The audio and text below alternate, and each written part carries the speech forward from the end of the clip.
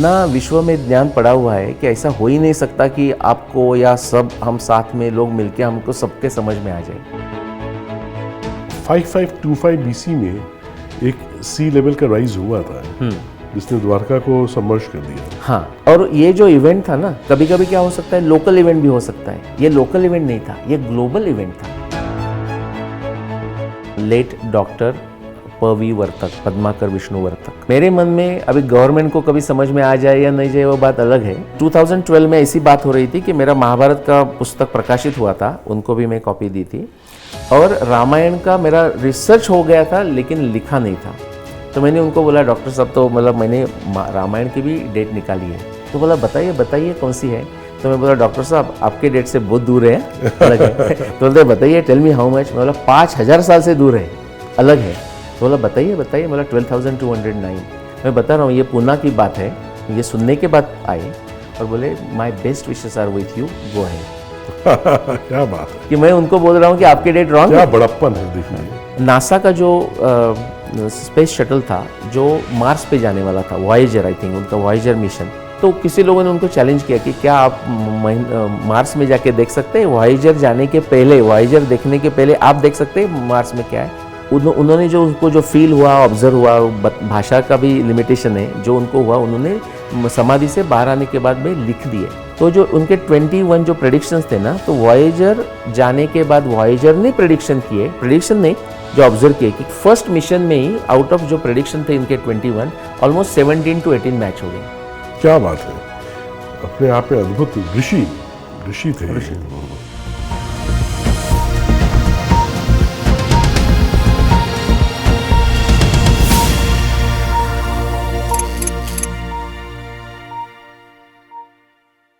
नमस्कार। भारत में कुछ ऐसे छुपे हुए रत्न हैं जो कभी कभी ही देखने को मिलते हैं, और ऐसी एक रत्न से हमारा परिचय हुआ श्री नीलेश ओक जी, जो आज हमारे इस शो द चेंज मेकर्स में आए हैं, क्योंकि वास्तविक रूप में अपने जीवन में इन्होंने बहुत बड़ा कार्य किया। और महाभारत और रामायण जो हमारे प्रमुख इतिहास के महाकाव्य हैं, ग्रंथ हैं, उनकी डेटिंग की कि कब साइंटिफिकली उनको डेट करके निकाला कि कब राम रावण युद्ध हुआ था और कब महाभारत का युद्ध हुआ था। और इनकी रिसर्च, इनकी डेटिंग पूरे विश्व में स्थापित है। तो आज चेंज मेकर्स के इस शो में हम ऐसे ही मनीषी और ऐसे ही उत्कृष्ट रिसर्चर श्री नीलेश ओक जी का स्वागत करते हैं, और आज उनके साथ हम चर्चा करते हैं। बहुत बहुत स्वागत है आपका नीलेश जी। आभार कि आप प्राचीन स्टूडियोज़ में आए, और आज हम आपके बारे में बहुत सी चीज़ें जानेंगे जो शायद लोगों को पता नहीं है, आपके व्यक्तित्व के वो आयाम जो शायद अभी तक सामने उभर के नहीं आए हैं।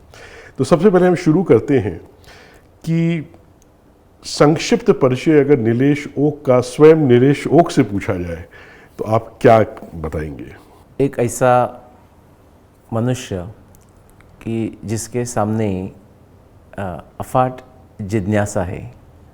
ये सब जो कुछ मैंने किया है वो अल्प है, करने के बाद ऐसे समझ में आ जाता है कि वो बहुत सारा अल्प है, बहुत कुछ करने के लिए है, लेकिन इसका प्रारंभ जिज्ञासा से हुआ। और वो अभी जिसमें मैंने काम किया उसके बारे में ही जिज्ञासा थी ऐसा ज़रूरी नहीं। तो ये एक सबसे मुख्य बात लगती है मुझे। और ये करते हुए मैं खुद को ही सबसे ज़्यादा चैलेंज करता हूँ। ऐसा कहने जाए तो ऐसा मैं कह सकता हूँ कि सबसे बड़ा मेरा क्रिटिक कौन है, तो उसका उत्तर है मैं ही हूँ। बहुत बढ़िया। और उसका इसके कारण क्या होता है कि कभी भी जो मैंने एक संशोधन किया है उसके बारे में जब लोग चर्चा करने लगते हैं तो एक मुझे विश्वास होता है कि ये सही ढंग से चल रहा है, क्योंकि जो लोग उसमें क्रिटिक या क्रिटिसिज्म करते हुए जो प्रश्न उपस्थित करते हैं तो उससे मुझे समझता है कि ये सही रास्ते पे चल रहा है, क्योंकि वो लोग जो प्रश्न उपस्थित करते हैं वो मैंने पहले किए हुए हैं खुद को। इनफैक्ट मैं ये मानता हूँ और मेरे साथ जो काम करने वाले जो और कोई जो संशोधक है उनको मैं ये बताता हूँ कि समझ लो आपने एक कोई विषय पे संशोधन किया और उसके बाद आप उसके परार्थ अनुमान जिसको कहते हैं, आपको तो समझ में आ गई बात, लेकिन आप लोगों को बता रहे हैं। और समझ लो एक जगह हम व्याख्यान दे रहे हैं और व्याख्यान के बाद प्रश्नोत्तरों की चर्चा चलती है, तो मैं ये खुद को भी समझाता हूँ, खुद को भी ये मैं डिमांड करता हूँ और मेरे साथ जो संशोधक है उनको भी मैं बताता हूँ कि ऐसा कोई प्रश्नोत्तर के सेशन में आना नहीं चाहिए कि जिससे आप सरप्राइज हो जाए, क्योंकि वो प्रश्न आपने ही आपको खुद को पूछना पहले ही ज़रूरी है आने के पहले। तो एक जिज्ञासा हो गई और दूसरा खुद को ही खुद का हाई स्टैंडर्ड्स डिमांड करना। और तीसरी जो बात है कि कोई जुगाड़ करना नहीं है उसमें। कोई बात हमें नहीं समझ में आती तो नहीं समझ में आती। इतना विश्व में ज्ञान पड़ा हुआ है कि ऐसा हो ही नहीं सकता कि आपको या सब हम साथ में लोग मिलके हमको सबके समझ में आ जाए, ऐसा ज़रूरी नहीं है। तो आई डोंट नो, मुझे ये बात का पता नहीं है या मुझे ये प्रश्न का उत्तर नहीं है, ऐसा कहने में कोई गलत नहीं है। और इसका मतलब ये भी है कि मैंने जो कुछ संशोधन किया है वो रॉन्ग भी हो सकता है, और रॉन्ग हुआ इसका भी मुझे आनंद होना चाहिए। इसका मतलब उससे ज़्यादा बेटर उत्तर किसी को मिल गया है। ये नीलेश ओक की पहचान रहेगी, तात्विक ढंग से या तात्विक बायोग्राफी से, जिसको इंटेलेक्चुअल बायोग्राफी कहा जा सकता है। बहुत बढ़िया। यही सोच हमें लगता है भारत की प्राचीन परंपरा रही है। शास्त्रार्थ की परंपरा थी हमारे यहाँ, वाद की परंपरा थी, और कोई अहंकार लेके नहीं जाता था। शास्त्रार्थ होता था आपस में, और जो उसमें श्रेष्ठ होता था, जिसका मत जो अपने आप को श्रेष्ठ साबित करता था, दूसरा उसको स्वीकार कर लेता था। तो ये बहुत प्राचीन परंपरा है। कुछ अपने प्रारंभिक जीवन के विषय में बताए हैं। कहाँ जन्म हुआ, कहाँ से ये जीवन यात्रा शुरू हुई, क्या क्या किया? मेरा जन्म परशुराम क्षेत्र में हुआ। अभी परशुराम क्षेत्र भी बहुत बड़ा है। आजकल के इंडिया की जियोग्राफी में it goes through multiple states, बहुत सारे राज्यों से वो रेखा चली जाती है, जैसा कि महाराष्ट्र, कर्नाटक और केरल। प्राधान्यता ये 3 राज्यों से। तो परशुराम क्षेत्र यानी कि महाराष्ट्र का जो कोंकण प्रांत है उसमें मेरा जन्म हुआ।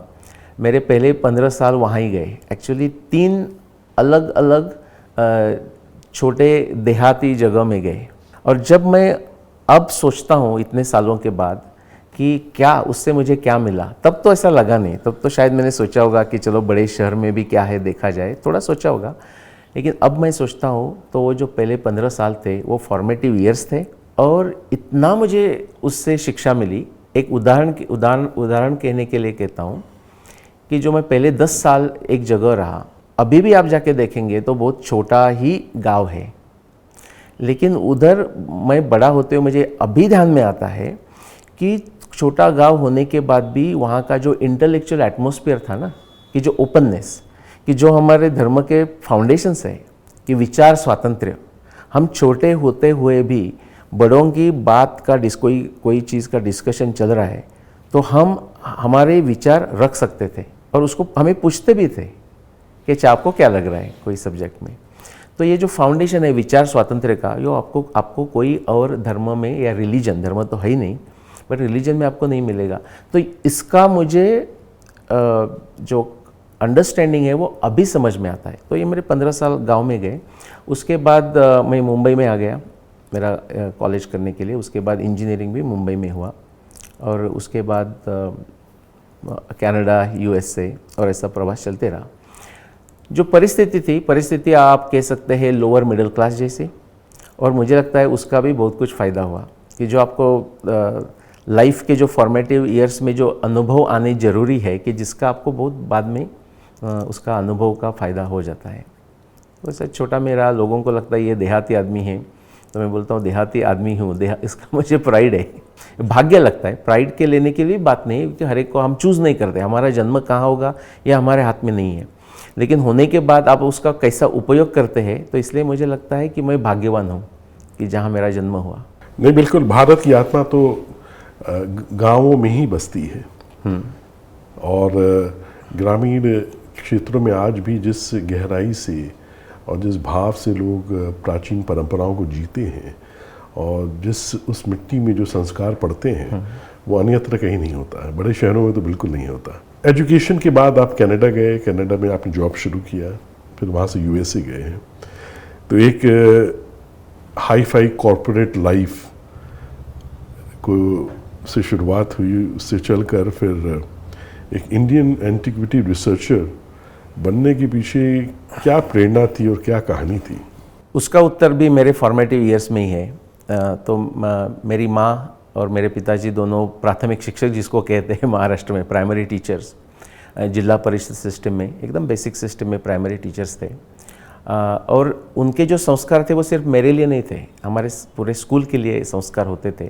उसमें से एक दो तीन संस्कार महत्वपूर्ण है, उसका मैं कथन करना चाहूँगा कि स्कूल में भी हम गए नहीं हैं, मीन्स पढ़ने लिखने ऑफिशियल सिस्टम से नहीं आ रहा है।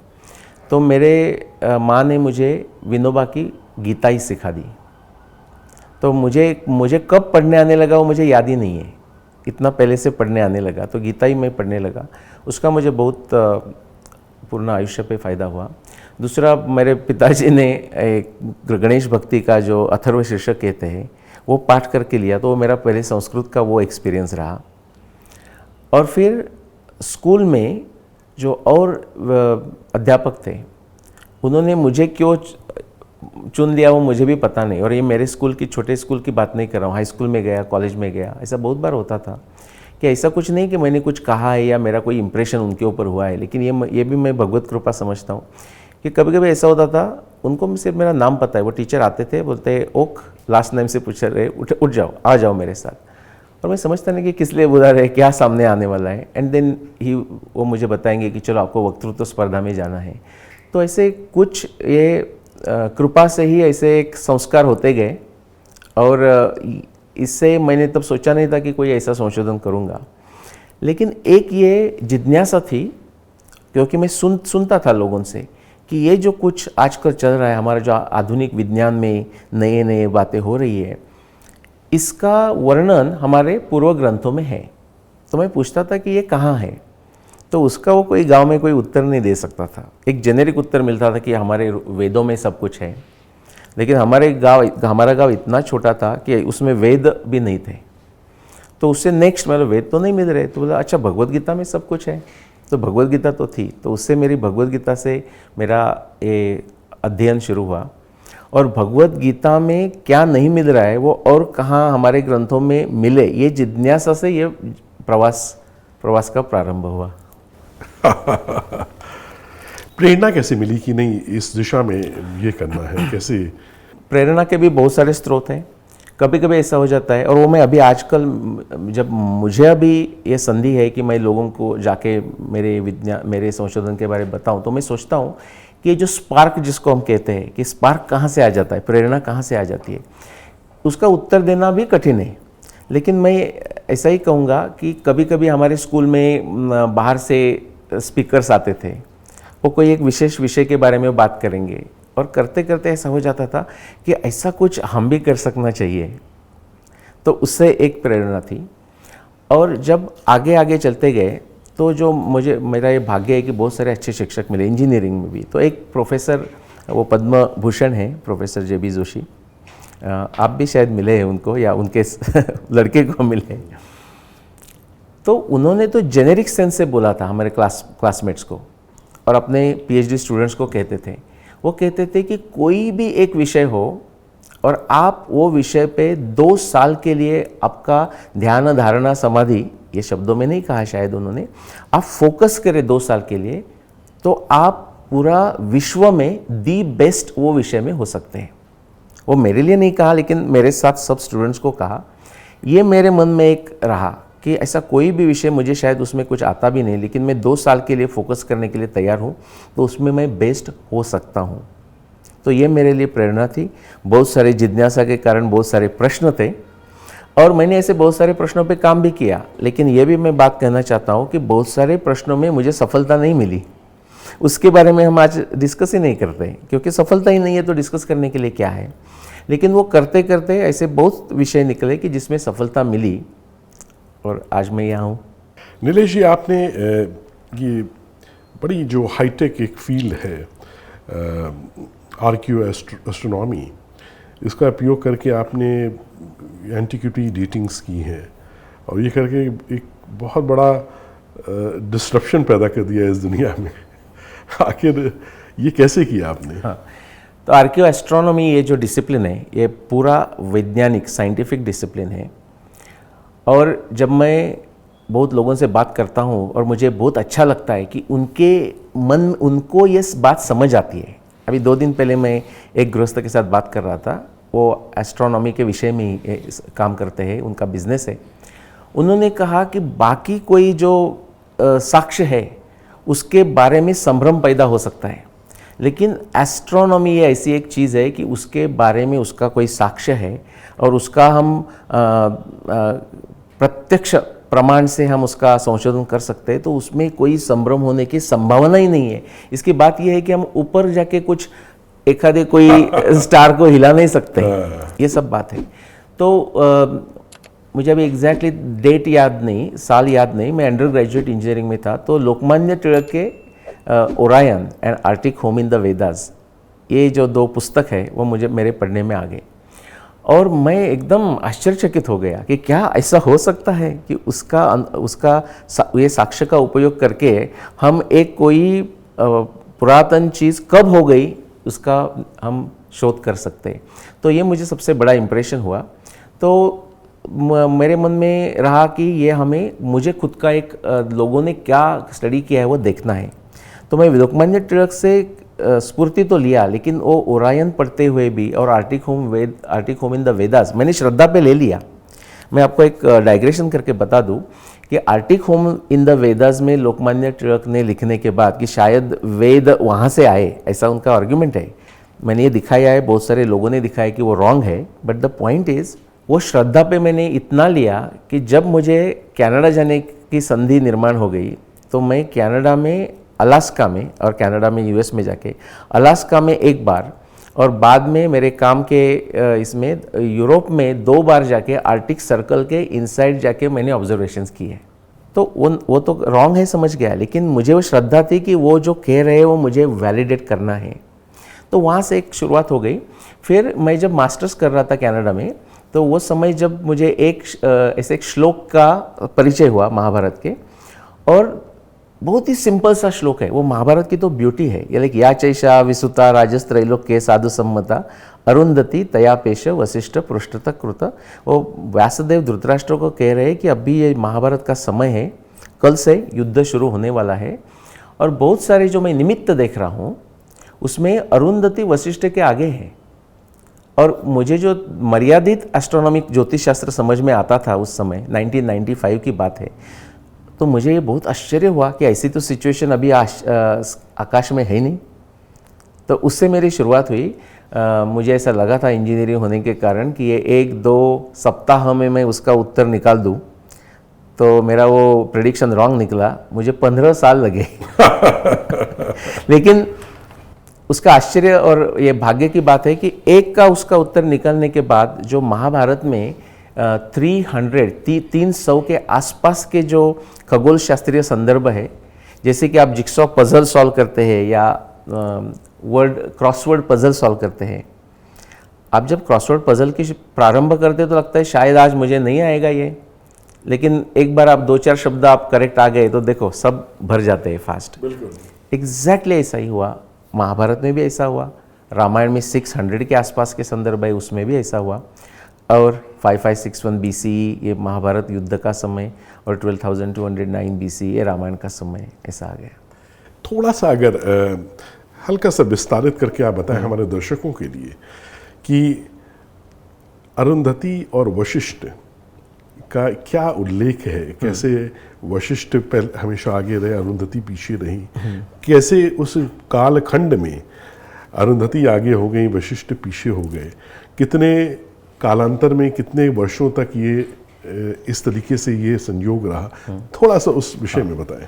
Pratyam is about dedicating to revive our rich cultural heritage, the essence of Bharat. We are bringing to life the echoes of our glorious past. We need organizations like Pratyam. It is old as well as the new rise. प्राच्यम Hindu के गौरव की गाथा गाता है। 60 साल में हमने जो खोया विरासत के रूप में, संस्कृति के रूप में, उसको वापस लाने का काम कर रहे हैं। Our mission goes beyond creating content. We are sparking a cultural renaissance. प्राच्यम एक उत्तिष्ठत का नाद है। हिंदू समाज को जोड़ने के लिए और सच्चाई दिखाने का काम प्राच्यम द्वारा हो रहा है। कई दशकों की एक आवश्यकता को प्राच्यम पूरा कर रहा है। प्राच्यम is putting out as an urgent civilization imperative. गुलामी की मानसिकता अगर कहीं पर भी अंदर धसी हुई हो ना, उसको उखाड़ फेंकने का काम प्राच्यम का कंटेंट करता है।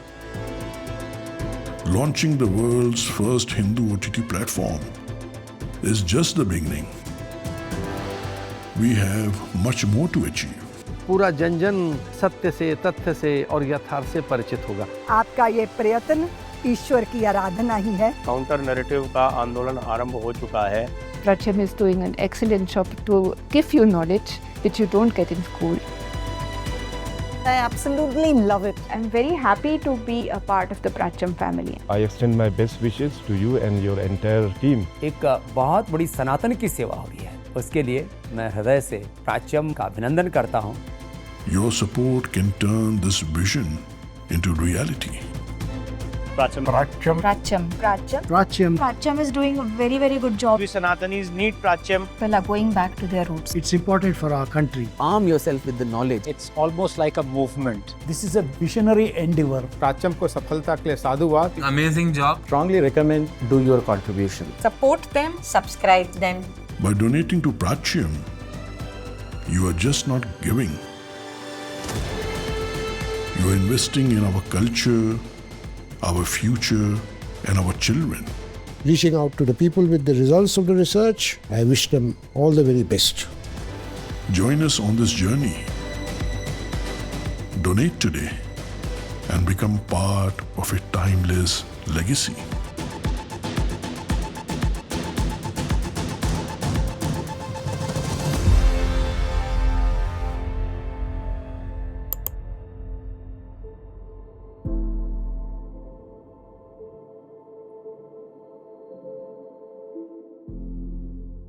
अब पहले हम ये समझते हैं कि अरुंधति वशिष्ठ क्या है, बिकॉज ये तो प्रत्यक्ष ह्यूमन बींग्स थे, ऋषि थे, वशिष्ठ ऋषि थे, उनकी पत्नी अरुंधति, और उनकी महत्ता इतनी थी कि उनके वशिष्ठ के पुत्र को भी वशिष्ठ कहा जाता था, वशिष्ठ के पुत्रों के पुत्र को भी वशिष्ठ कहा जाता था, और ऑनरिफिक जैसा उनके पत्नी को समझ लो अरुंधति कहा जाता था। जैसे हमारे प्रधानमंत्री, भारत के प्रधानमंत्री, उनका नाम छोड़ दो क्या है, अभी तो नरेंद्र मोदी जी है, बट भारत के प्रधानमंत्री जो कुछ है उनको हम आदर से संबोधित करते हैं। तो ये तो एक ह्यूमन बींग्स हो गए, लेकिन उनके इतने इम्पोर्टेंट थे कि उनके नाम से आकाश के तारों को नाम दिया गया, जैसे ऋषियों का नाम दिया गया है।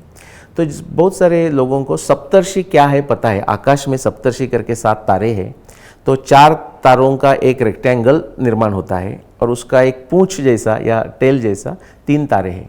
वो जो 3 तारे हैं पूंछ के, या काइट को भी, उसको काइट और थ्रेड भी कहते हैं, तो जो 3 तारे हैं टेल के, उसके जो मध्यम जो तारा है उसको वशिष्ठ कहते हैं, और उसके नज़दीक एक और एक छोटा तारा है, देखने के लिए भी कभी कभी अच्छी तरह से स्टेयर करना पड़ता है, उसका नाम है अरुंधति। तो ये जो व्यासदेव जो कह रहे हैं वो उनके बारे में कह रहे हैं, और वो ये कह रहे हैं कि महाभारत के समय में अरुंधति वशिष्ठ के आगे जा रही है। तो आगे और पीछे जाना मीन्स क्या, ये समझने के लिए हमें ऐसा करना पड़ेगा कि समझ लो स्वच्छ आकाश है और रात में हम उत्तर दिशा के तरफ हम खड़े हैं और उत्तर ध्रुव हम देख रहे हैं। तो नॉर्थ ईस्ट यानी कि ईशान्य से ये पूरा सप्तर्षि मंडल ऊपर आएगा और एंटी क्लॉकवाइज डायरेक्शन में जाके वो नॉर्थ वेस्ट में वो समाप्त होगा, अस्त होगा उसका। तो ये जब हम उसका रिलेटिव पोजीशन वशिष्ठ और अरुंधति का आज देखेंगे तो ऐसा दिखेगा कि पहले वशिष्ठ आ गया, अरुंधति जा रहे एंटी क्लॉकवाइज डायरेक्शन में और उनका अस्त हो गया।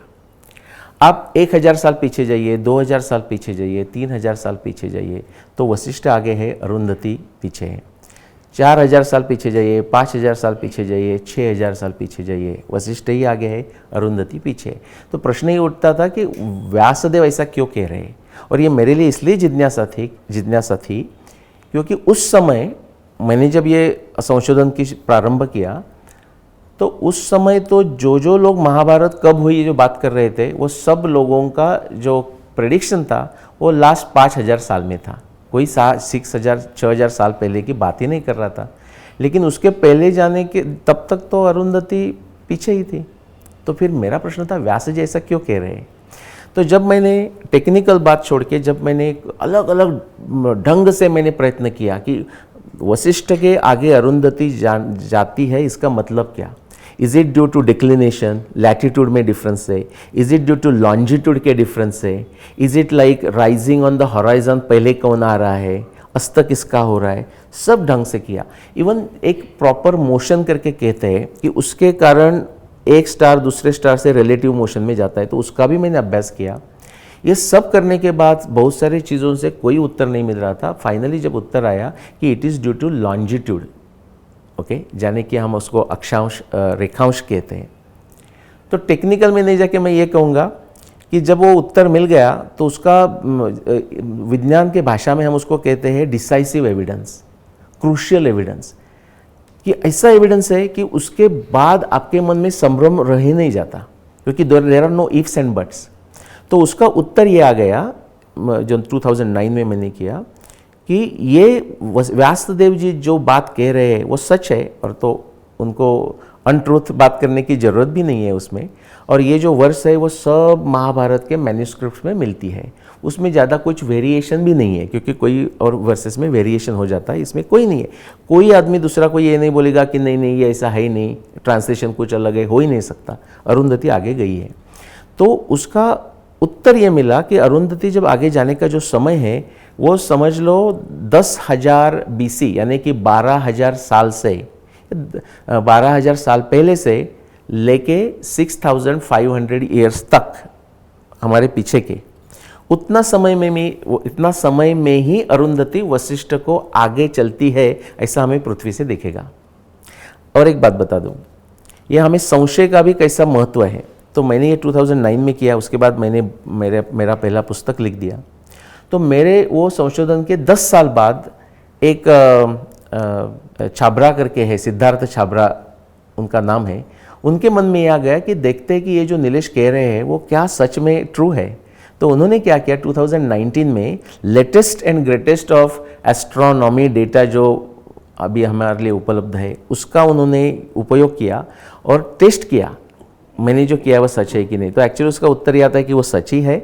लेकिन और एक इंटरेस्टिंग बात, मैंने समझ लो ऐसा समय निकाला था कि इतना समय में ही अरुंधति आगे चलती है, तो उन्होंने ज़्यादा प्रिसाइज डेटा का उपयोग किया। इसलिए वो जो इंटरवल है, टाइम इंटरवल महाभारत युद्ध होने का अरुंधति वशिष्ठ के कारण, वो 6,000 ईयर्स से 5,000 ईयर्स बन गया। मतलब 5,000 वर्षों तक अरुंधति वशिष्ठ के आगे रही है। 5,000 वर्षों के समय में, इन बिटवीन वो इंटरवल में। और ये अभी से 6,500 साल पहले से, हाँ, अभी से 6,500 पहले ही जाना पड़ेगा, बिकॉज लास्ट 6,500 में। अगर महर्षि वेदव्यास अगर ये उल्लेख कर रहे हैं कि अरुंधति वशिष्ठ के आगे चल रही है, तो उसका मतलब कि ये आप इस नतीजे पे पहुंचे कि महाभारत की डेटिंग वो 6,500 साल से तो प्राचीन ही होगी, वो और उस 5,000 साल की ही उसमें होगी, जिसमें 5,000 वर्षों तक वो आगे रही है। अच्छा, ये बड़ा इंटरेस्टिंग है। तो ये जो ऑब्जर्वेशन है, क्या ये ईस्टर्न होराइजन पे कौन पहले राइज कर रहा है, वो ऑब्जर्वेशन है? हाँ, उसका ईस्टर्न होराइजन पे राइज होने से कोई संबंध नहीं है, क्योंकि बात ऐसी है कि ये जो स्टार्स है ना, उनको सर्कमपोलर स्टार्स करके समझा जाता है। यानी कि देर आर सम टाइम्स कि वो अभी जैसे कि हमारा अभी का समय है, उसमें वो सेट हो जाते हैं, यानी कि हॉराइजन के नीचे भी चले जाते हैं। लेकिन ये जो अभी जो वस्तु स्थिति है वो सदैव नहीं रहती। आप पीछे चले जाइए या आगे फ्यूचर में चले जाएंगे तो ऐसे बहुत सारे समय आते हैं कि वो जो अरुंधति वशिष्ठ या सप्तर्षि है वो हॉराइजन के नीचे जाते ही नहीं। तो इसलिए हॉराइजन के साथ उनका कोई संबंध नहीं है। आगे कौन चल रहा है, पीछे कौन चल रहा है, उसका संबंध किसके साथ है? रिलेटिव मोशन ऑफ अर्थ का जो सापेक्ष स्थिति में जो उसका मूवमेंट है, अपने अक्ष के आसपास जो घूम रही है ना, तो आकाश के तारे तो मूव नहीं हो रहे इतने एब्सोल्यूट मोशन में, लेकिन हमें लग रहा है वो पूरा सर्कल बनाते हैं, क्योंकि अर्थ 24 घंटा में पूरा एक रोटेशन कंप्लीट करती है। लेकिन अर्थ का एक्सिस कहाँ जा रहा है, जो हमको प्रिसिशन ऑफ इक्विनॉक्सेस या संपात चलन की बात करते हैं, उसी के कारण ध्रुव तारा या ध्रुव का जो पोजीशन है उसके सापेक्ष अरुंधति और वशिष्ठ कैसे चलते हैं उसमें फर्क आता है, उसमें बदल हो जाता है। और उसी के कारण ही एक ऐसा सिर्फ समय आता है 26,000 ईयर्स में एक सिर्फ 5,000 या 6,000 साल का समय आता है कि जहाँ अरुंधति वशिष्ठ के आगे जाते हुए दिखेगी। लेकिन उसमें मैं एक बात कह दूँ, ये जब मैं कहा तो लोग जनरली पूछते हैं कि अच्छा ठीक है, तो 26,000 ईयर्स में एक साइकिल हो रहा है, तो ये तो हुआ लेकिन उसके पहले भी हुआ होगा। उसके दो उत्तर हैं। एक्चुअली एस्ट्रोनॉमी से मैंने ये दिखा दिया है कि हम हमारे यहाँ से भूतकाल में चले जाए, कितना भी साल आप जितना पीछे जाना है उतना जा सकते हैं। 1,00,000 साल जाना है तो जा सकते हैं, 2,00,000 साल जाना है तो जा सकते हैं, कितना भी जा सकते हैं। उसमें अरुंधति वशिष्ठ के आगे जाने का जो इंस्टेंस हुआ वो सिर्फ 10,000 BC से लेके 4500 BC के समय में ही हुआ। उसके पहले का जो संपात चलन का साइकिल है उसमें अरुंधति वशिष्ठ के आगे गई नहीं। उसके कोई बहुत सारे एस्ट्रोनॉमी कारण हैं, प्रॉपर मोशंस वगैरह। नाउ फ्यूचर में आज से समझ लो 11,000 साल भविष्य में अरुंधति वशिष्ठ के आगे जाएगी, लेकिन पास्ट में ये जो एक पीरियड में बता रहा हूँ 10,000 BC से 4500 BC, उसके पीछे नहीं जाएगी कभी। ये क्या ब्यूटी है। और ये व्यासदेव की एक दृष्टि होगी उसमें।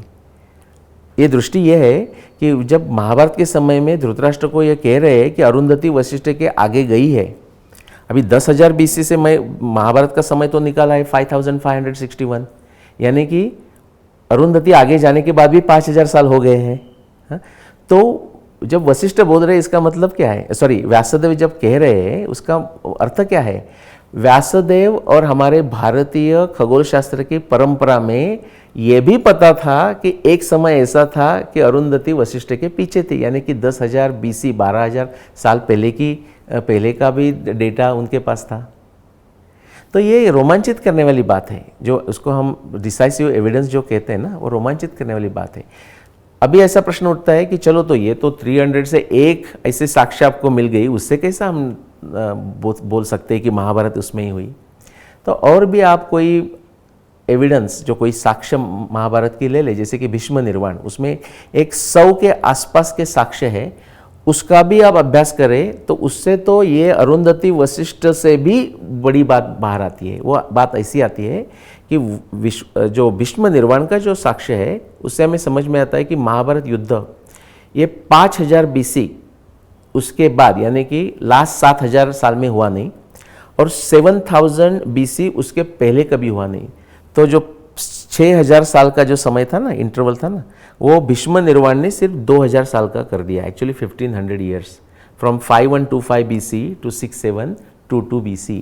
और ये आप मैं नंबर बता रहा हूँ ना, कितने प्रिसाइज नंबर बोल सकते हैं हम, और ये सिर्फ एस्ट्रोनॉमी में ही शक्य है। तो प्रिसिशन ऑफ इक्विनॉक्स की वजह से जो अर्थ की एक्सिस है वो पॉइंट करती है डिफरेंट डायरेक्शन में। तो इस समय जैसे वो पोल स्टार हमारे जो है उसकी तरफ, पोलरिस ध्रुव की तरफ पॉइंट कर, तो उस समय कोई और पोल स्टार था? हाँ, बहुत ही अच्छा प्रश्न है। इनफैक्ट उस समय पोल ऐसा डिस्टिंक्ट दिखने वाला तारा ही नहीं था वहाँ उस जगह, इसलिए डिस्टिंक्ट पोल स्टार ही नहीं था। और आपने प्रश्न इसलिए मैं अच्छा प्रश्न पूछा क्योंकि पूरे महाभारत में, महाभारत तो छोटा है नहीं, सबसे दुनिया का बड़ा ग्रंथ है वो, 1,00,000 श्लोकों की संहिता है। उसमें आपको एक रेफरेंस भी महाभारत के समय के और महाभारत के कनेक्शन में आता नहीं कि जहाँ ध्रुव तारे का वर्णन हो। पूरा महाभारत में ध्रुव तारा का वर्णन नहीं आता। इसका कारण यह है कि महाभारत के समय में अभी जैसा हमारा पोलारिस है वैसा ध्रुव तारा ही नहीं था। लेकिन ध्रुव तारा नहीं है तो भी ध्रुव तारे की, ध्रुव की पोजीशन है ना, उधर एक वॉइड जैसे जगह, ब्लैंक स्पॉट की जगह पूरे तारे घूम रहे ऐसा हमें दिखेगा। तो ये भी अपने में एक प्रूफ है कि महाभारत कब हुई। बहुत बढ़िया। एक जिज्ञासा मेरे मन में ये हुई कि महर्षि वेद व्यास ने उल्लेख किया कि अरुंधति वशिष्ठ के आगे चल रही है। एक डेफिनेटली और भी एस्ट्रोनॉमिकल ऑब्जर्वेशन है, लेकिन ये भी एक एस्ट्रोनॉमिकल ऑब्जर्वेशन है, एक एस्ट्रोनॉमिकल टाइम स्टैम्प है और एक इंडिकेशन है। क्या आगे पीछे तो हुआ नहीं, लेकिन आगे क्या कोई जब ऐसा फिर पुनः होगा, ये अरुंधति आगे चलेगी, तो क्या ये इस बात का इंडिकेशन होगा कि उस समय भी कुछ इसी प्रकार का कोई एक बहुत बड़ा महाभारत की तरह युद्ध होगा? बहुत ही अच्छा प्रश्न है। अभी रिसेंटली मुझे ऐसा ही प्रश्न पूछा गया था। वो इस कॉन्टेक्स्ट में था कि लोगों के समझ में आ जाए, इसलिए मैं क्या करता हूँ, समझ जैसा निमोनिक्स हम कहते हैं ना, इजी ध्यान में रहने के लिए। तो लोगों को 5561 BCE, 12,209 BCE, उसमें मिस्टेक हो जाता है, ध्यान में रखना मुश्किल है। लेकिन इसलिए मैं कहता हूँ कि ऐसा सिंपल आप ध्यान में रख सकते हैं कि महाभारत हुई 7,000 साल पहले, रामायण हुई 14,000 साल के पहले, और जो ऋग्वेद है हमारा वो डेफिनेटली 21,000 साल के पहले का ग्रंथ है। ये मैं ऐसा जैसा कहता हूँ। तो ये जब मैंने बोला था तो किसी ने मुझे पूछा, आई थिंक वो रणवीर शो पे था, TRS के द रणवीर शो में, उन्होंने पूछा कि अच्छा आप जो प्रश्न पूछ रहे हैं ना, थोड़ा सा मॉडिफाई करके उन्होंने पूछा कि देखो रामायण और महाभारत में 7,000 साल का डिफरेंस है, और महाभारत और अभी हम उसमें 7,000 साल का डिफरेंस है, तो क्या अभी कुछ बड़ा होने वाला है? तो मैंने कहा कि ये न्यूमरोलॉजिस्ट के लिए अच्छा प्रश्न है, और मैं न्यूमरोलॉजिस्ट नहीं हूँ, तो मुझे उसका उत्तर पता नहीं।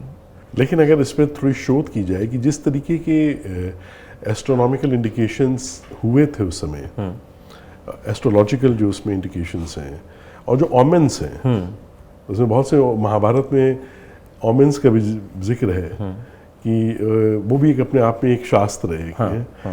तो अगर उस तरीके की चीज़ें अगर पुनः फिर अगर देखने को मिलेंगी तो फिर ज़रूर कुछ बड़ा होने वाला होगा। हाँ, उसका मैं एक संक्षिप्त उत्तर देता हूँ। आपने दो बातों का उसमें 2 बातों का उल्लेख किया।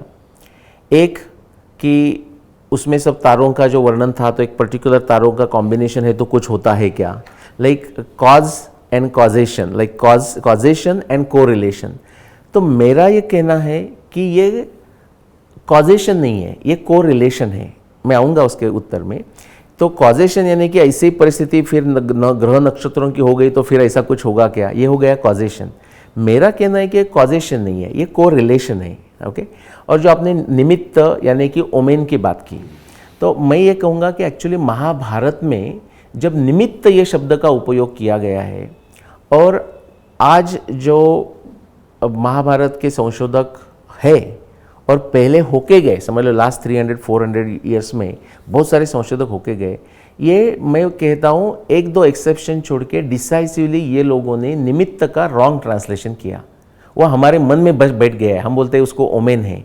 फर्स्ट थिंग, बहुत लोग तो बैड ओमेन करके ट्रांसलेशन करते हैं, वो तो और रॉन्ग है, बट ये ओमेन नहीं है। उसका उत्तर ज्ञानेश्वर महाराज अपना भगवद गीता में, जो महाभारत का ही पार्ट है, उसमें बहुत अच्छा देते हैं।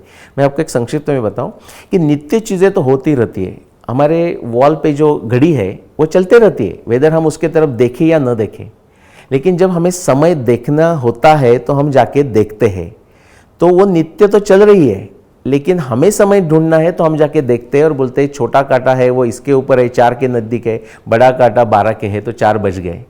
ये निमित्त हो गया, हमारा देखना ये निमित्त हो गया। सिमिलरली महाभारत युद्ध जब हो रहा है तो हो रहा है, राम रावण का युद्ध जब हो रहा है वो हो रहा है, लेकिन उसको टाइम स्टैम्प करने के लिए चाहे भगवान वाल्मीकि हो या चाहे भगवान व्यास जी हो, उन्होंने वो नोट डाउन करने के लिए, बिकॉज भारतीय संस्कृति में एस्ट्रोनॉमी इज टाइम, तो वो नोट डाउन करने के लिए उन्होंने नोट डाउन किए। और ये बहुत इंपॉर्टेंट बात है। ये ज्ञानेश्वर महाराज इतना अच्छी तरह से समझाते हैं 18 चैप्टर में कि बोलते हैं कमल तो उमलते ही रहते हैं।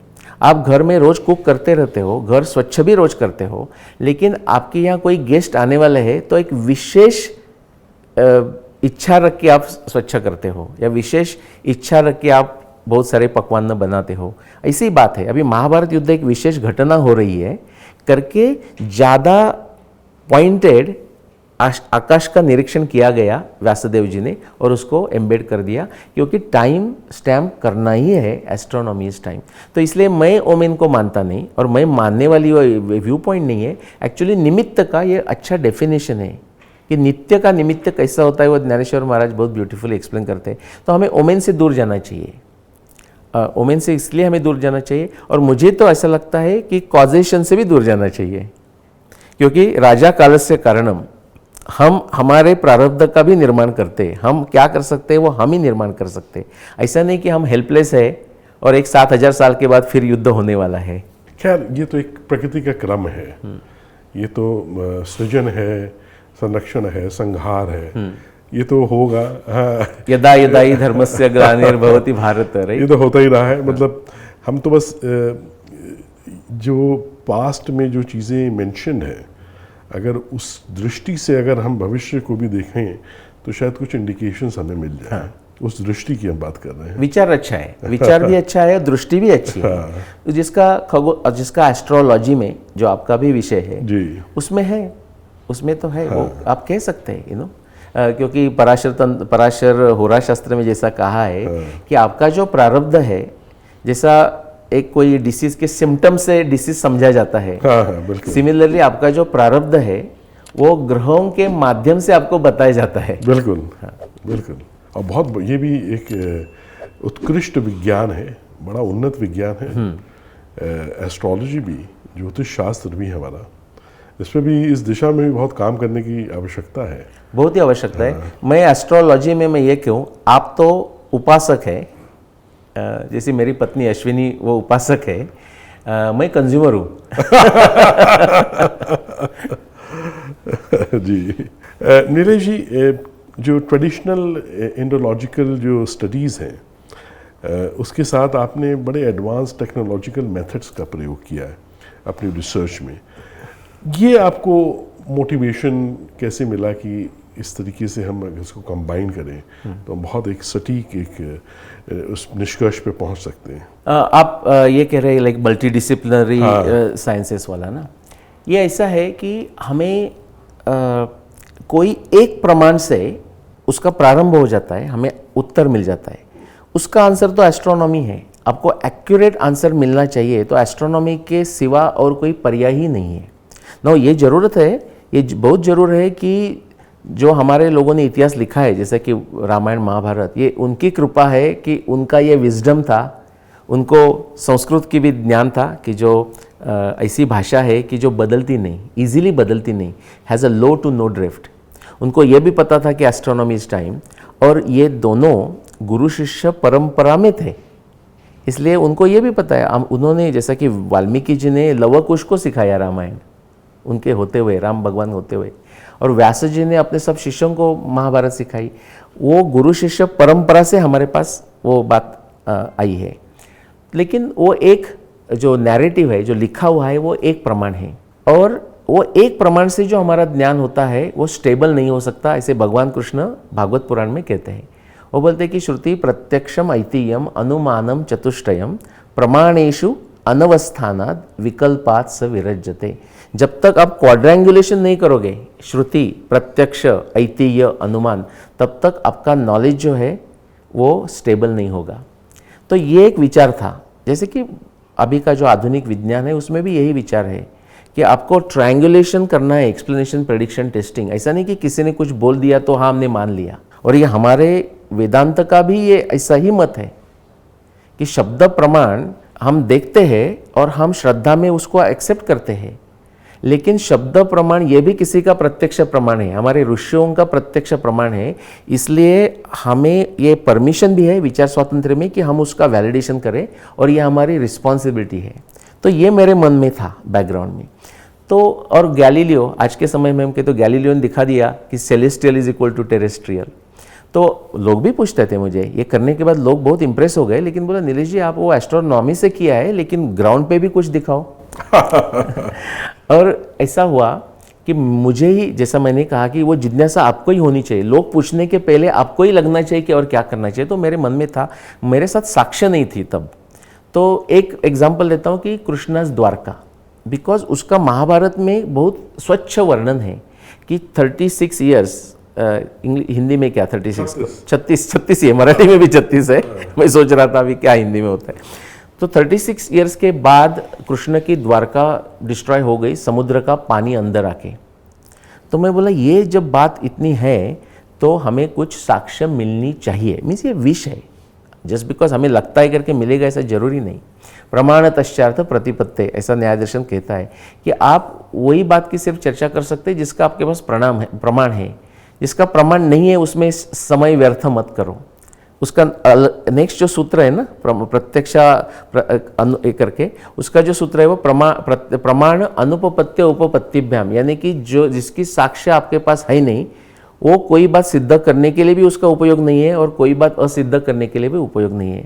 तो मैंने वो कृष्ण का द्वारका का संशोधन करना शुरू किया कि लैंड पे, ये पृथ्वी पे उसका क्या साक्ष्य हमें मिलती है। और मैं आपको कह दूँ कि एक मिलने के बाद, जैसा वो जिक्सॉ पजल सॉल्व करने वाली बात है, मुझे पहला वो ऐसा साक्ष्य मिलने के लिए बहुत समय लगा। मैं तो ढूंढ रहा हूँ 20-30 साल से, लेकिन एक मिलने के बाद एक के पीछे सब संदर्भ आने लगे। और मैं आपको कहूँ, ये तो अगेन ईश्वर कृपा है, मुझे ऐसा एक संदर्भ की ज़रूरत थी कि ये सब प्रूव कर रहे हैं कि 555-25 BC में बहुत सारा सडनली सी लेवल राइज हो रही है। लेकिन बहुत सारे लोग हमारे अटक के पड़े हुए हैं कि महाभारत 5000 साल पहले हो गई। तो मैं ऐसा प्रार्थना कर रहा था कि ऐसा भी कोई साक्ष्य मिले कि ये दिखाए कि 5000 साल पहले कोई फ्लड या कोई सुनामी आई नहीं।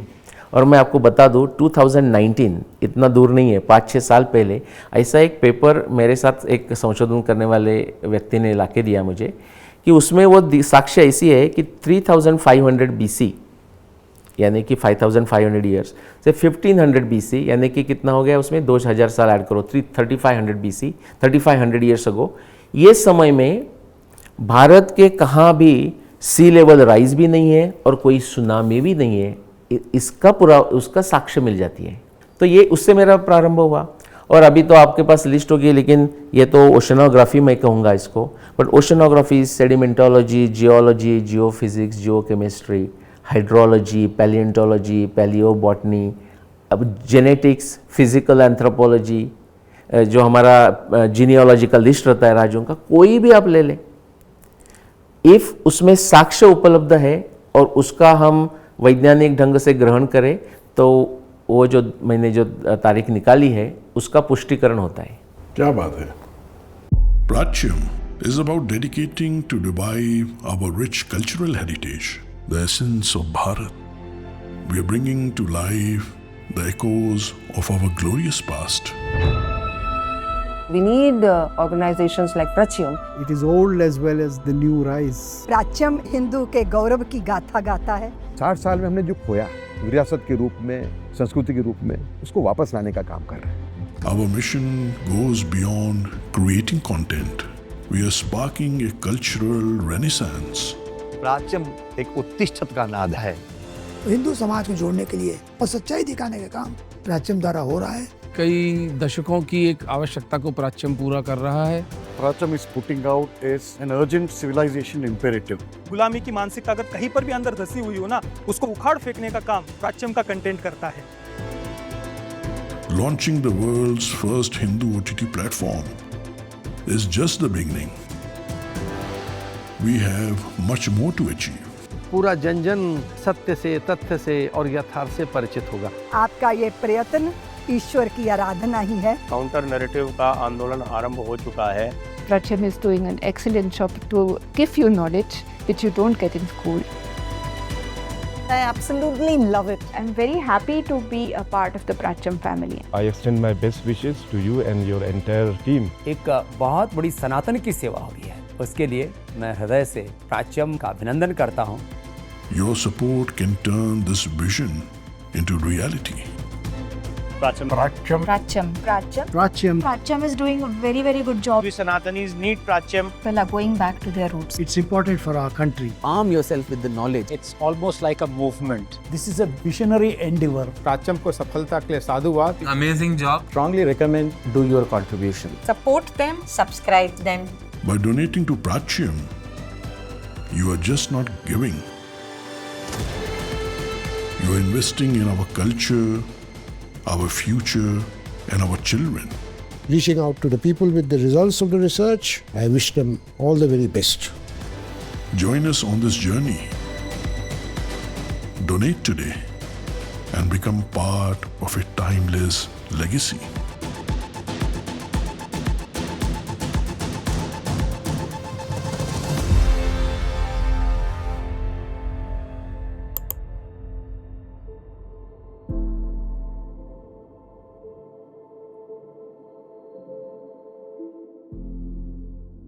तो ये 5525 BC में एक सी लेवल का राइज हुआ था जिसने द्वारका को सबमर्ज कर दिया। हाँ, और ये जो इवेंट था ना, कभी कभी क्या हो सकता है, लोकल इवेंट भी हो सकता है। ये लोकल इवेंट नहीं था, ये ग्लोबल इवेंट था कि मैंने पूरा विश्व में फिजिकल ग्राउंड पे 30 से ज़्यादा मेरे पास साक्ष्य है, spread out all over the world, means हर एक कॉन्टिनेंट पे, Africa, Australia, Asia, Europe, America, North America, South America, आप कहाँ की बात कीजिए, आप कोई भी एक रैंडमली कॉन्टिनेंट ढूंढ लीजिए, मैं आपको उसका साक्ष्य बता दूंगा कि 5525 BC के लिए साक्ष्य है सडन सी लेवल राइज।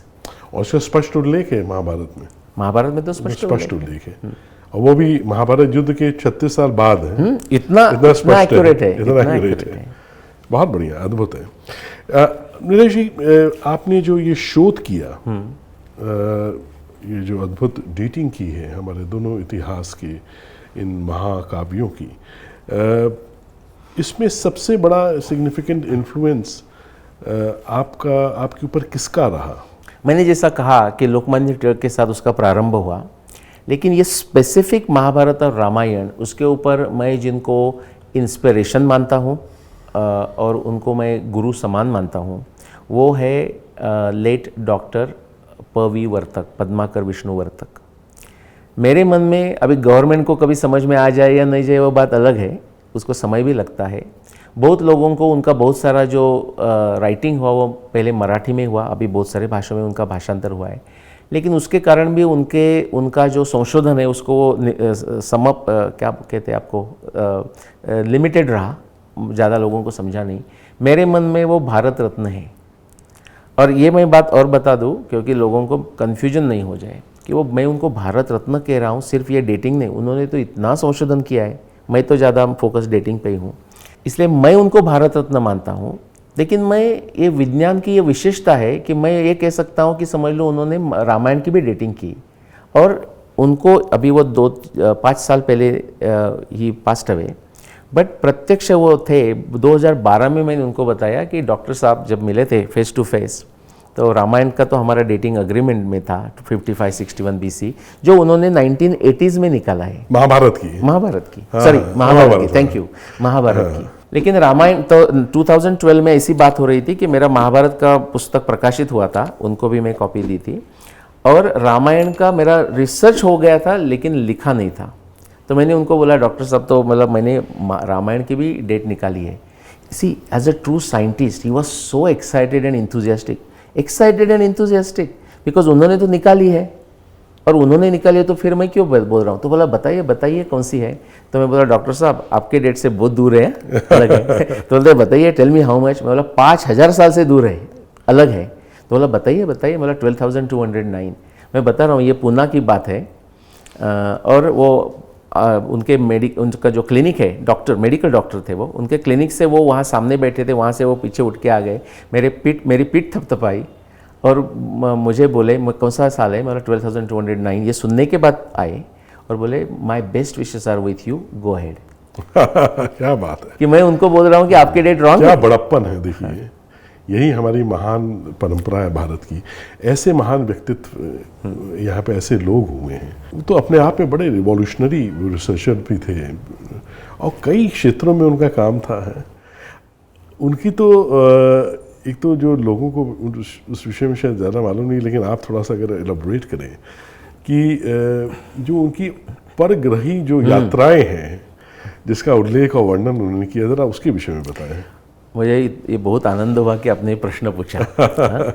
क्योंकि उन्होंने जो काम किया है वो इतना अलग अलग क्षेत्र में है कि ये भी एक छोटा सा हो जाएगा। लेकिन ये प्रश्न इसलिए इम्पोर्टेंट है, उसका थोड़ा बैकग्राउंड मैं आपको दे दूं कि ये जो उन्होंने किया ना, ये जब और प्रकाशित भी किया, तो सब लोगों ने उनकी मजाक उड़ाई नहीं, आज भी मजाक उड़ाई जाती है। लेकिन आई विल टेल यू कि the joke is on those who make the fun. क्यों पता है? क्योंकि उनमें विज्ञान बुद्धि ही नहीं है। ये मैं इसलिए कहता हूँ कि जैसा हमने अभी क्वाड्रेंगुलेशन का, श्रुति प्रत्यक्ष इति या अनुमानम चतुष्टयम, और आधुनिक विज्ञान में हम ट्रायंगुलेशन कहते हैं, explanation prediction testing, triangulation of explanation prediction testing in the context of a theory in the context of background knowledge। इसका सिंपल भाषा में ये है कि आपको कोई एक वक्तव्य करना है वैज्ञानिक ढंग से, तो ये जो 5 बातें हैं ना, ये 5 बातों पे आपका कमेंट होना चाहिए कि ये आपकी थियरी क्या है, आपका एविडेंस क्या है, आपने उसका प्रत्यक्ष प्रमाण, इंद्रिय प्रामाण्य से प्रत्यक्ष कैसा वैलिडेशन किया, अनुमान कैसा निकाला, और आपने कौन से बैकग्राउंड नॉलेज का आगम का उपयोग किया। तो ये जो है मैं आपको बताऊं कि बहुत सारे हमारे इंडिक रिसर्चर्स भी उनको हंसते थे, आज कोई हंस नहीं रहा है। उसका कारण ये है, मैं एक छोटा कारण ये है कि मैंने सबको चैलेंज किया। मैंने उनको ये कहा कि किसी को भी चैलेंज करना है, किसी को भी ये प्रॉब्लमेटिक लगता है कि वैज्ञानिक नहीं है तो मेरे सामने आ जाए, मैं अब उनको बता दूंगा कि ये वैज्ञानिक क्यों है। तो उसका वैज्ञानिकता, उनका पहले बैकग्राउंड ऐसा देता हूँ कि उन्होंने क्या किया। नासा का जो स्पेस शटल था जो मार्स पे जाने वाला था, वॉयेजर, आई थिंक उनका वॉयेजर मिशन, तो वो पहुंचने के पहले किसी लोगों ने उनको बोला कि इनको समाधि प्राप्त थी, वो समाधि में जा सकते थे। भारत में नहीं, पृथ्वी पे, विश्व में एक जगह बैठ के दूसरे जगह की घटना उनको दिखती थी, लेकिन ये ऑन डिमांड नहीं थी। वो प्रयत्न करेंगे, कभी दिखती थी कभी नहीं दिखती थी, ऐसे बात वाली। तो किसी लोगों ने उनको चैलेंज किया कि क्या आप मार्स में जाके देख सकते हैं, वॉयेजर जाने के पहले, वॉयेजर देखने के पहले आप देख सकते हैं मार्स में क्या है। तो उन्होंने बोला मैं प्रयत्न कर सकता हूँ। तो समाधि में बहुत बार प्रयत्न किया, हर एक समय जब प्रयत्न किया तो मार्स पे गए ऐसा नहीं है। और अभी प्रोफेसर सीके राजू का आप पढ़ेंगे तो वो भी वैलिडेशन है कि आप शरीर में नहीं जा सकते, मीन्स टाइम ट्रैवल शरीर में नहीं कर सकते, लेकिन मन और बुद्धि, ये जो कुछ मिस्ट्री है हमारे लिए, उसमें आप प्रवास कर सकते हैं। तो उन्होंने क्या किया, मार्स के मंगल के कनेक्शन में उन्होंने समाधि में वो मंगल पे गए, ऐसा उनको भाषित हुआ। और उन्होंने 21 उन्होंने जो उनको जो फील हुआ, ऑब्जर्व हुआ, भाषा का भी लिमिटेशन है, जो उनको हुआ उन्होंने समाधि से बाहर आने के बाद में लिख दिए और वो पब्लिश किए।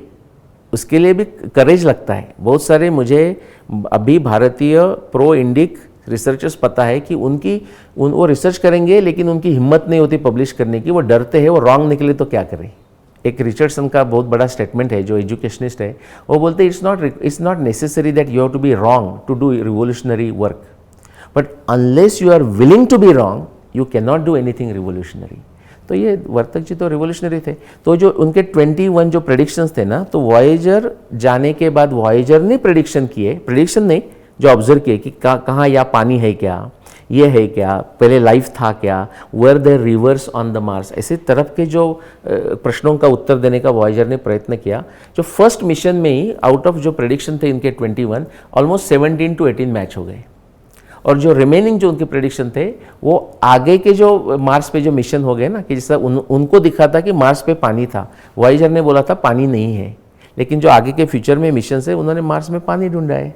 क्या बात है, अपने आप में अद्भुत ऋषि थे। तो उन्होंने भी आपको काफ़ी प्रेरित किया है। बहुत ही, आई मीन मैं इतना कह सकता हूँ कि लोकमान्य तिलक का बुक पढ़ने के बाद भी शायद, अभी तो हम प्रेडिक्ट करना मुश्किल है अभी होने के बाद, लेकिन डॉक्टर वर्तक उनका वास्तव रामायण मराठी में, रामायण के बारे में, और स्वयंभू ये महाभारत के कनेक्शन में बुक था, पुस्तक लिखी उन्होंने, वो नहीं होता था तो शायद ये मैं रिसर्च ही नहीं कर पाता। जो मैंने किया वो होता भी नहीं था, क्योंकि ये एक ऐसे पहले व्यक्ति थे डॉक्टर वर्तक, उसके पहले कोई भी ऐसा व्यक्ति नहीं है, नो एक्सेप्शन मैं बता सकता हूँ। और if anyone has a doubt I am willing to debate, Vartak के पहले ऐसा, और बाद में भी है, मीन्स नीलेशोक छोड़ के बाद में, वर्तक के बाद में अभी भी कोई ऐसा जीवंत रिसर्चर नहीं है महाभारत का। महाभारत के रिसर्चर्स तो है, कोई ऐसा जीवंत रिसर्चर नहीं है कि जिसको ये समझ में आता है कि एक बार आपने थियरी डिसाइड की तो सब उसका रिलेटेड साक्ष्य एक्सट्रैक्ट करनी पड़ती है। वर्तक जी ने ऐसा किया कि जब उसका वो एक्सप्लेनेशन भी नहीं दे सकते, उसका उत्तर उनको पता नहीं है, लेकिन वो उन्होंने साक्ष्य छुपा के नहीं रखी, स्पष्ट लिखा, उनके बुक में लिखा है। ये अरुंधति वशिष्ठ का बाद में मुझे पता चला, क्योंकि एक प्रोफेसर मुर्डेश्वर करके कनाडा में थे, मैंने उनको जाके पूछा कि काका, मराठी थे, काका ये मुझे एक अरुंधति वशिष्ठ का रेफरेंस मिला है, do you know anything about it, आपको कुछ पता है क्या? उन्होंने जाके उठ के बुक निकाला और मुझे दिया, वो वर्तक का बुक था, डॉक्टर वर्तक जी का बुक था स्वयंभू। तो ये मुझे कहना है कि उन्होंने सब एविडेंस एक्सट्रैक्ट किया कि जो लोकमान्य तिलक ने भी नहीं किया था। भारत रत्न पावा काणे ने नहीं किया था, भारताचार्य सीवी वैद्य ने नहीं किया था, और अभी के जो महाभारत के रिसर्चर्स हैं नीलेश ओक छोड़ के, वो भी अभी भी नहीं करते। तो ये उनकी बहुत ही बड़ी विशेषता है जिसका उत्तर वो दे नहीं सकते, उसको भी उन्होंने किया। और एक बात बता दो, वो स्वयंभू पुस्तक में उन्होंने 2 बार ऐसा लिखा है, उन्होंने वशिष्ठ के आगे अरुंधति क्यों गई उसका संशोधन करने का प्रयत्न किया, 3 बार प्रयत्न किया, वो असफल रहे, और उन्होंने उसके नीचे लिख दिया। ये भी वैज्ञानिक बुद्धि की एक विशेषता है। उन्होंने लिखा कि यहाँ मैं आगे अभी होने वाले खगोल शास्त्रज्ञों को रिक्वेस्ट करता हूँ कि ये अरुंधति वशिष्ठ का अभ्यास करे, उसका निर्णय करे और महाभारत डेटिंग में सहायता करे। तो उन्होंने अपना तो डेट निकाला ही है, तब भी वो सहायता करने की मांग कर रहे हैं। इसका मतलब क्या है? He is willing to be wrong. Beautiful. लेकिन और जो महाभारत रिसर्चर्स हैं, ये लोग तो आपकी बात मानने को तैयार नहीं होते हैं। ये तो कहते हैं कि नीलेशों का मानसिक संतुलन थोड़ा गड़बड़ आ गया है। इस तरीके की ये काल्पनिक चीज़ों को आधार बना के और उसको साइंटिफिक रिसर्च का नाम देते हैं। और वो इससे बिल्कुल भी आपकी जो डेटिंग है 5561, इससे बिल्कुल वो लोग इत्तेफाक नहीं रखते हैं। नहीं, बहुत अच्छा प्रश्न है आपका, कमेंट अच्छा है। उनका जो कहना है वो एकदम ही सही है कि मेरा दिमाग ही गड़बड़ा हुआ है। उसमें मैं ये कह दूँ, एक छोटी कथा सबको पता है कि एक बार टाइगर यानी कि वाघ, हिंदी में क्या वाघ ही, सो वाघ और एक डोंकी, एक गधा और गाढ़व मराठी में, तो दोनों का डिस्कशन चल रहा था। और उन्होंने देख के गधा कहता है कि ये जो बाहर सब ऐसा ग्रीन ग्रास पड़ा हुआ था, तो बोलता है ये सब ग्रास ब्लू है। तो टाइगर ने उसको समझाने का प्रयत्न किया कि नहीं, ये ब्लू नहीं है, ग्रीन है। दोनों का फाइट हुआ। टाइगर फ्रस्ट्रेट हो गया। टाइगर लायन के पास गया, द किंग, उसको बोला प्लीज़ टेल मी, ये गधा ये ग्रीन है लेकिन गधा कह रहा है कि वो ब्लू है, प्लीज़ गिव मी जस्टिस। तो लायन ने विचार किया और ऑर्डर दे दिया कि ये जो टाइगर है ना, उसको हंटर से 3 बार मार दो। तो टाइगर तो सोचने लगा कि ये क्या हुआ, तो फिर वो चले गए। गधा एकदम हैप्पी होके चला गया। तो जब टाइगर ने फिर सिंह को पूछा कि भाई आपने ये क्या कर दिया, तो उन्होंने बोला कि ये ग्रास जो ग्रीन है ये तो इंद्रिय प्रमाण से सबको समझ में आ रहा है, जिसके समझ में नहीं आ रहा है उसके साथ तू फाइट क्यों कर रहा है?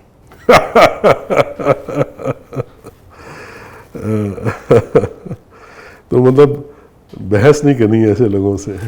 बहस उनके साथ नहीं करनी चाहिए अनलेस वो सामने आके जो हमारे भारतीय संस्कृति में संवाद, वाद विवाद, ये जो परंपरा है, वाद की जो परंपरा है, कि जो शास्त्रीय आधार पे तर्कशास्त्र, विज्ञान बुद्धि, तर्कशास्त्र, तंत्र युक्ति, इसके ऊपर आधारित है। जैसे कि मंडन मिश्र और शंकराचार्य, आदि शंकराचार्य जी का ये हुआ।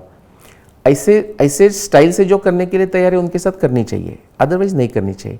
लेकिन वो नहीं करके भी सामान्य आदमी के लिए क्या होता है, आप कुछ भी न बोलोगे ना तो उनको लगता है कि चलो इनका रॉन्ग ही होगा इसलिए वो बोल नहीं रहे।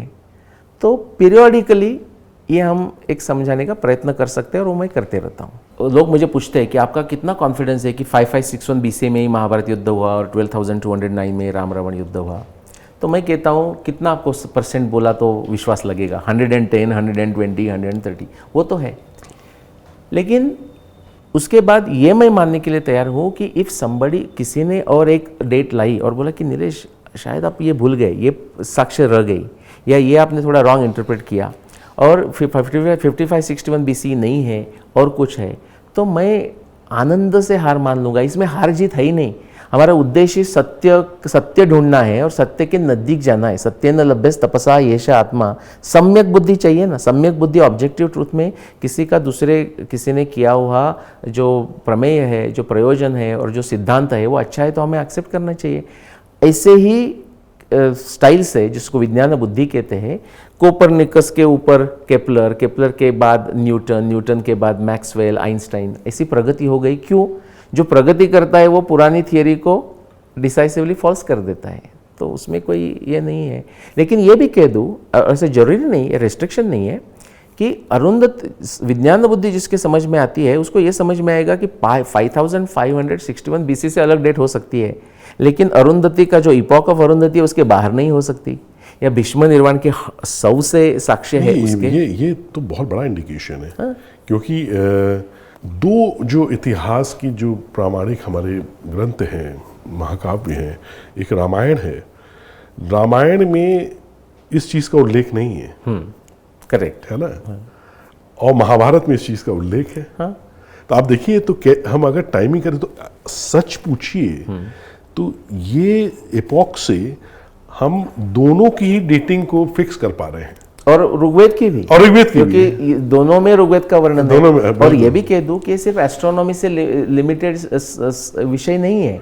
आपने जो उल्लेख किया कि मल्टी डिसिप्लिनरी एविडेंस, ओशनोग्राफी, कोई भी साक्ष्य आप आगे लेके आइए, सिर्फ एस्ट्रोनॉमी वाली लिमिटेड है ही नहीं। क्या बात है। Pratyam is about dedicating to revive our rich cultural heritage, the essence of Bharat. We are bringing to life the echoes of our glorious past. We need organizations like Pratyam. It is old as well as the new rise. प्राच्यम Hindu के गौरव की गाथा गाता है। 60 साल में हमने जो खोया विरासत के रूप में, संस्कृति के रूप में, उसको वापस लाने का काम कर रहे हैं। Our mission goes beyond creating content. We are sparking a cultural renaissance. प्राच्यम एक उत्तिष्ठत का नाद है। हिंदू समाज को जोड़ने के लिए और सच्चाई दिखाने का काम प्राच्यम द्वारा हो रहा है। कई दशकों की एक आवश्यकता को प्राच्यम पूरा कर रहा है। Pratyam is putting out is an urgent civilization imperative. गुलामी की मानसिकता अगर कहीं पर भी अंदर धसी हुई हो ना, उसको उखाड़ फेंकने का काम प्राच्यम का कंटेंट करता है। Launching the world's first Hindu OTT platform is just the beginning. We have much more to achieve. पूरा जन जन सत्य से, तथ्य से और यथार्थ से परिचित होगा। आपका ये प्रयत्न ईश्वर की आराधना ही है। काउंटर नैरेटिव का आंदोलन आरंभ हो चुका है। Pratyam is doing an excellent job to give you knowledge which you don't get in school. I absolutely love it. I'm very happy to be a part of the Pratyam family. I extend my best wishes to you and your entire team. एक बहुत बड़ी सनातन की सेवा हुई है, उसके लिए मैं हृदय से प्राच्यम का अभिनंदन करता हूँ। Your support can turn this vision into reality. Pratyam. Pratyam is doing a very good job. We Sanatanis need Pratyam. People are going back to their roots. It's important for our country. Arm yourself with the knowledge. It's almost like a movement. This is a visionary endeavor. प्राच्यम को सफलता के लिए साधुवाद। Amazing job. Strongly recommend do your contribution. Support them, subscribe them. By donating to Pratyam, you are just not giving. You are investing in our culture, our future, and our children. Reaching out to the people with the results of the research, I wish them all the very best. Join us on this journey. Donate today and become part of a timeless legacy.